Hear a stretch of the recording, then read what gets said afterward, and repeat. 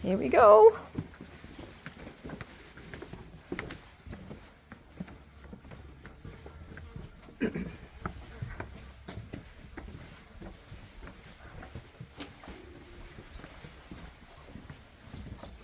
Alrighty. Oh wow, Come on in. it's beautiful.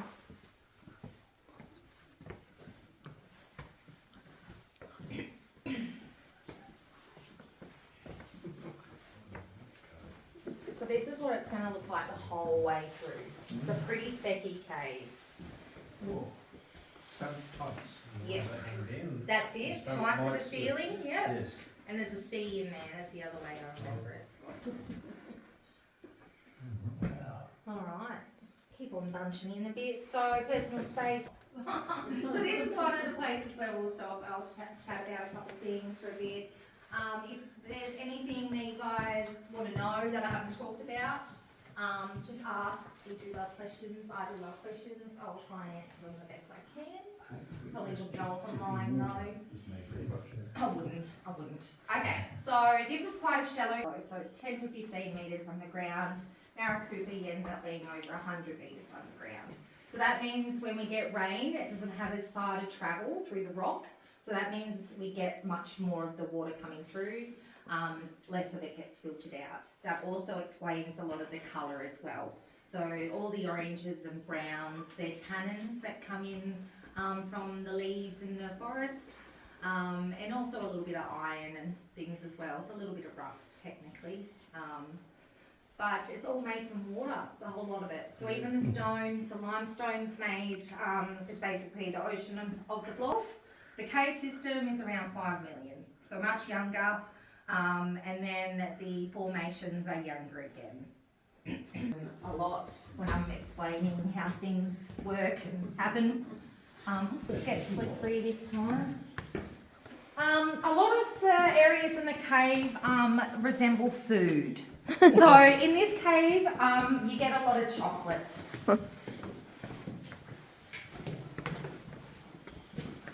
So that looks like a wall of chocolate to me. And does. Charlie Chocolate's big chocolate fountain. Melted chocolate, Yeah, melted chocolate, that's it. It looks like a bit like wax as well. So a lot of people seem to think it looks like wax. So this is a dry cave, so obviously no... And do these stalagmites randomly drop off? No. Okay. Very, very Yeah, I was wondering rare. how many times they fall off and steer someone. Not very often. I was wondering about that. Looks like popcorn on that wall. It does. Yeah, chocolate coated popcorn. So there was a chiller on a few years ago when there was a earthquake nearby. Oh So it dear. was a 4.5. The lady still works with us as well. Everyone was super worried because we don't have a proper radio. We've only got our phone. So quite a tight bit coming up.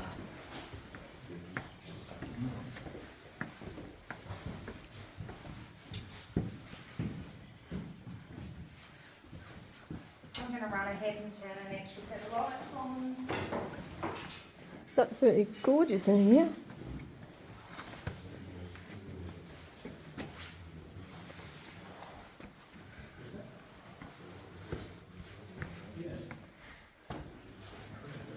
Wow. That's stunning.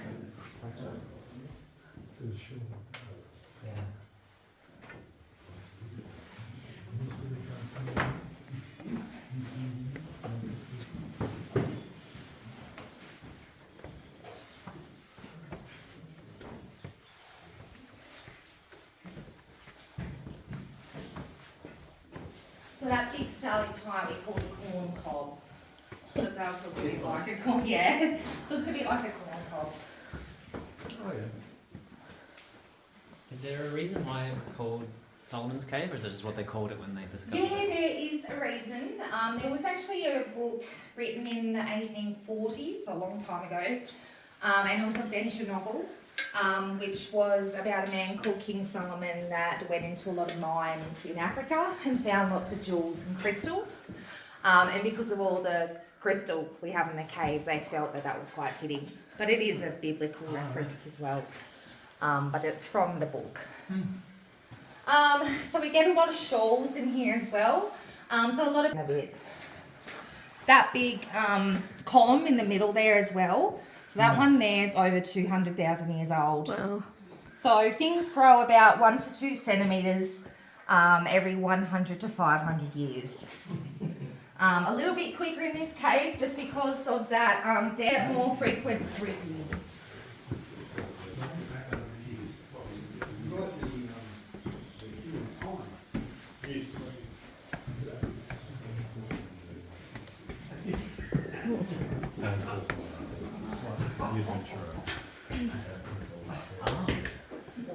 So we're about to head through a tunnel. So this tunnel was dug 22 years later after they discovered the cave. So that entrance that we've gone through was never the original entrance. That was put in a bit later. So it was actually a surveyor. This big tunnel was all closed in and he was crawling through a bit of a gap along the top. Came out here, seen this whole big area, realised there was more to the cave. And then not long after that, they dug out this tunnel. So you'll see some pickaxe markings. A lot of it is clay from the landslide. So you will actually see a lot of broken formations in there as well that are now, you know, horizontal and stuck in the clay, which looks really cool.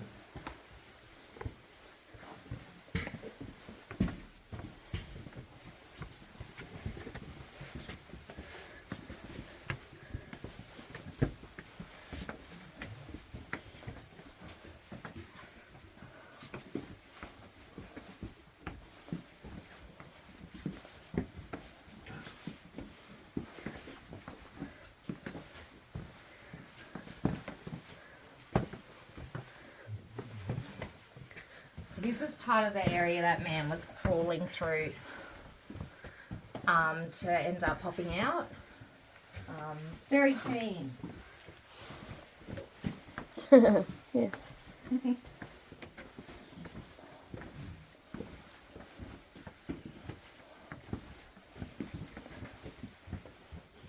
you've got quite a few of your pickaxe marks, which is pretty cool to still see. And then you've got some broken off stalactites through here as well, where you can see the little hollow centres.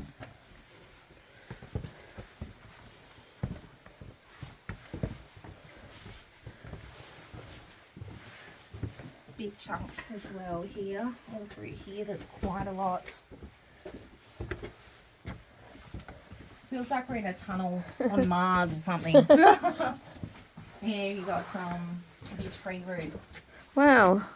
So some of them actually have so much crystal on them that they basically turn into stalactites, which is pretty cool. Yeah. Which we will see some crystal ones of them.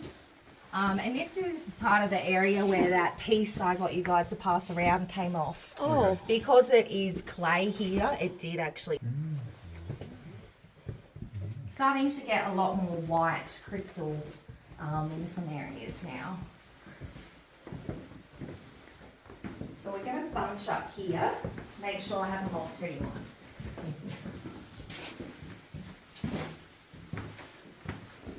Oh, you can see the water down here. Yeah, that's it. Little. I'll tell you what, we find if that was, it would have been a sponge. So because of the date of the limestone, 400 million years old, there wasn't any plants yet.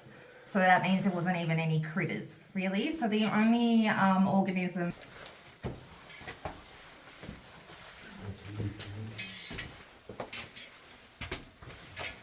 Bit fun. Up through there, we've got a beautiful lit up shawl. So go back a little bit. Up in there. We've got lots of sparkle through here as well.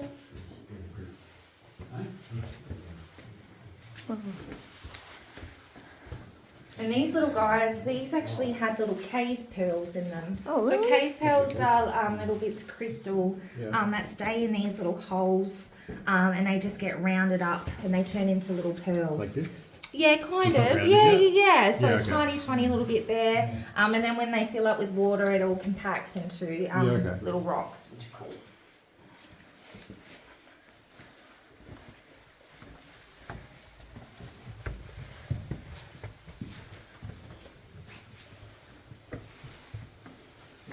It's like a honeycomb. Yeah, it's pretty cool, isn't it? Yeah.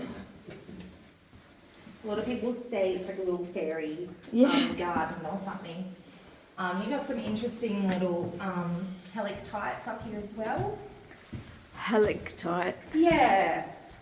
Is that So like I'll wait plant for, matter? I'll get some more people in the tunnel and then I can explain how they work. It's hard to get everyone in this where pieces have been broken. Yeah. Yeah. In the real early days, so when tours started, so early 1900s, they didn't really know a real lot about caves, so they didn't have a real lot to talk about. So they actually used the caves for music. Well, yes. But yes, it's a perfect pole, this one, so a lovely column.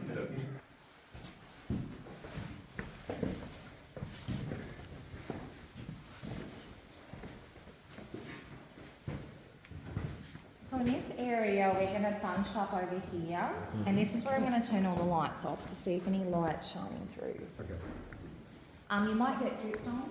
So up this way, so that's where it does look a bit like a temple. So over here, this is all that silt damage.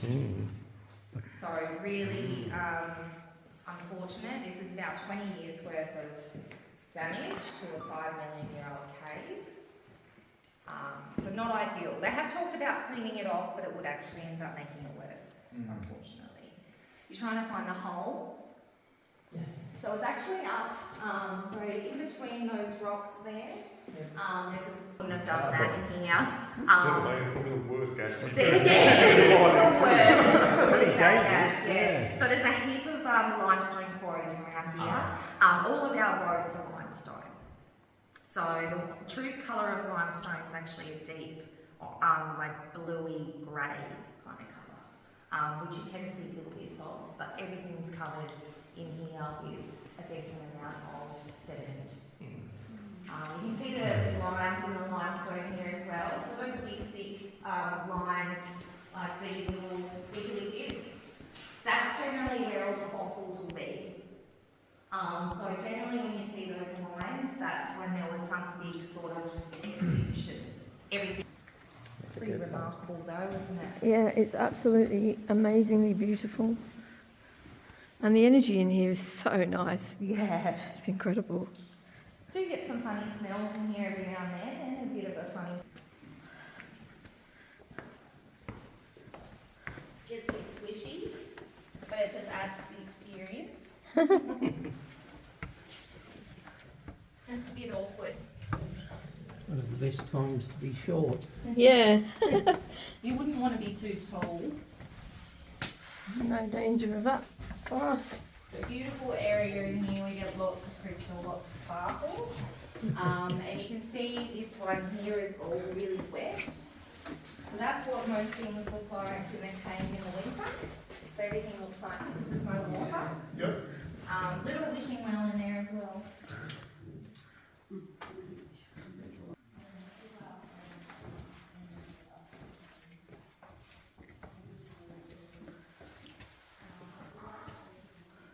Oh, this is so cool. You guys have to come here. I've never seen anything like this. Through the narrow path I go.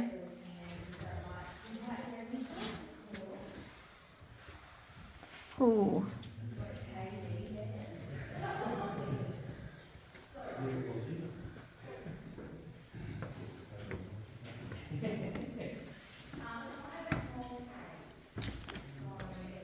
Look at the size of this.